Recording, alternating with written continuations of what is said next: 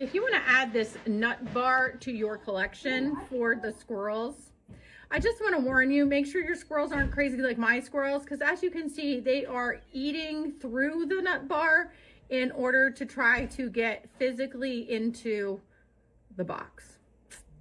And that's what we got going on right now. Lots of eating. If your squirrels eat like this, maybe go with another product that they can't eat through.